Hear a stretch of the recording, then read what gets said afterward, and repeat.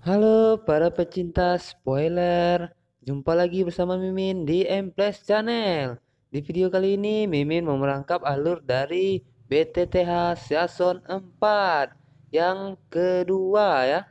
Oke, sebelum lanjut jangan lupa subscribe channel ini agar Mimin makin semangat untuk upload video setiap hari. Oke, daripada lama-lama kita langsung masuk ke alur ceritanya. 女王陛下不也是成功进化？你得到的好处也少不了。若非当 Di mana di episode sebelumnya, Xiaoyan yang memberikan energi berlebih dari inti api, membuat Medusa pun bangkit dan menyerap seluruh inti api yang ada di tubuh Xiaoyan.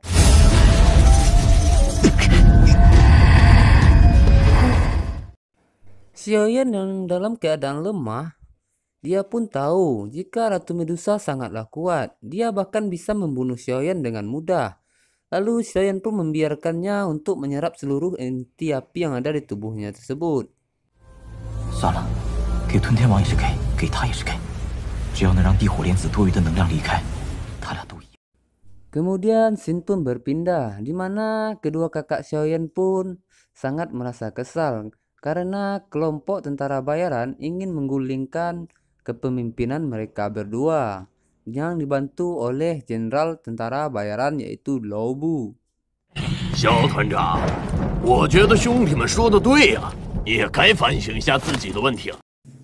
Lao Bu yang mengira Xiaoyan telah meninggal, dia pun semena-mena terhadap kedua kakak Xiaoyan dan dia pun akhirnya membuat kekacauan di istana tersebut. Pertempuran pun terjadi antara kakak Xiaoyan melawan Lao Bu.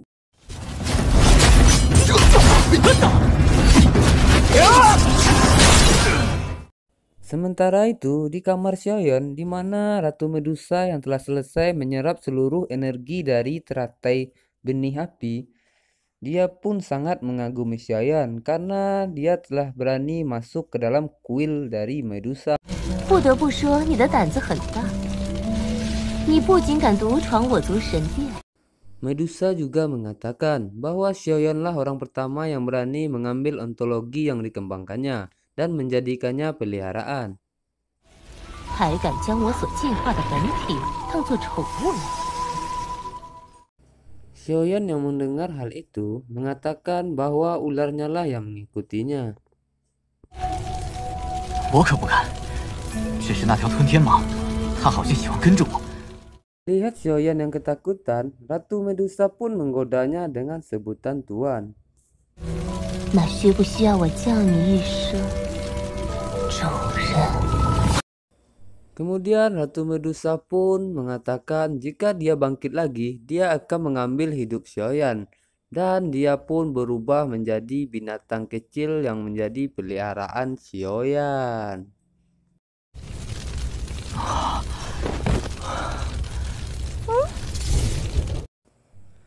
Setelah Ratu Medusa kembali ke wujud ularnya, tiba-tiba saja kemampuan Xiaoyan semakin meningkat. Bahkan dia mampu mengendalikan cahaya dari energi teratai api putih tersebut. 火莲子的缘故，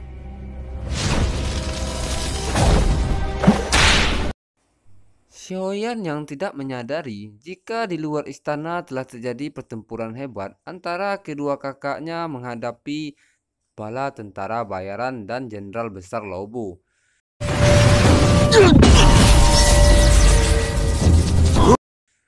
Kemudian Xiaoyan pun akhirnya mendengar berita tersebut dari Kaisar Es dan Xiaoyan pun menuju keluar untuk menyerang Lao Bu. 海老，发生了什么事？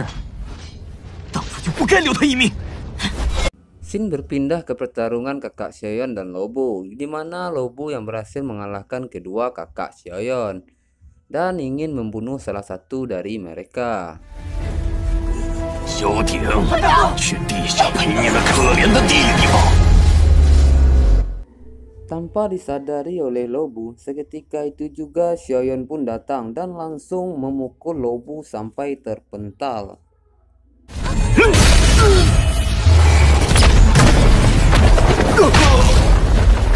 Semua orang pun kaget melihat Xiaoyan dan Lao Bu pun juga heran kenapa dia masih hidup. Dan Xiaoyan pun mengatakan jangan pikir aku telah meninggal. 听说你以为我死了？凶言！ Lobu yang tidak percaya itu Xiaoyan. Dia pun menantang Xiaoyan untuk bertarung. Akhirnya pertarungan pun terjadi. 小杂碎，老子跟你拼了！ Melihat Lobu ingin bertarung dengannya, Xiaoyan pun kembali menyatukan kedua api tersebut dan membuat ledakan yang sangat dahsyat.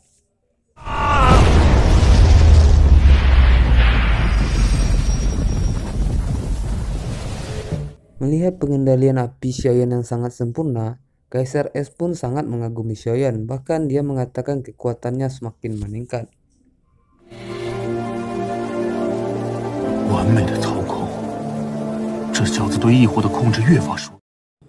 Setelah berhasil menciptakan Buddha Pori Lotus kembali, akhirnya Xiaoyan pun berhasil mengalahkan Lobu dan membuat Lobu tak berdaya.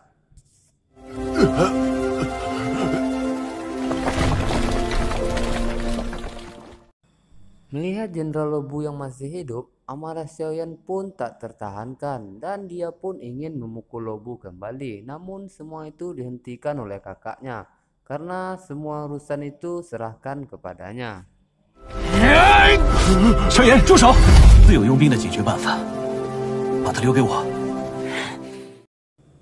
Setelah berhasil mengalahkan Jenderal Lobu, Xiaoyan pun meminum beberapa anggur dan membuat Kaisar Es menghampirinya. 今天你的情绪有些反常，一定是发生。 Kaisar Es mengatakan kepada Xiaoyan apa yang terjadi.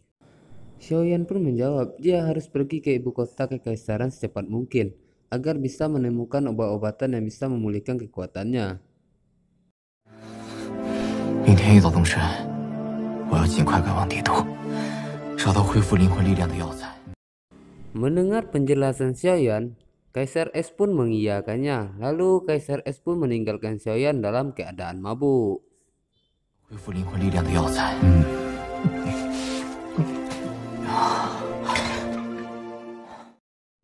Kemudian scene pun berpindah, di mana di Sekte Yunlan, Ye dan Yunzi melaporkan bahwa mereka melihat dua orang Donghuan yang sangat kuat di acara ulang tahun Moceng. 谁知突然冒出2个人，其中一位是斗皇强者，另一位并未暴露真实实力。他们 Setelah mendengarkan penjelasan dari Ye dan Yunzi, akhirnya ketua sekte pun menyuruh Yunzi untuk mencari orang yang terlibat dengan Moceng agar bisa menghiburnya, dan film pun bersambung. 查清楚墨城此事所牵连到的无辜百姓，并做好安抚工作。 Oke, terima kasih yang sudah nonton. Jangan lupa subscribe channel ini agar Mimin makin semangat untuk upload video. Sampai ketemu di video selanjutnya.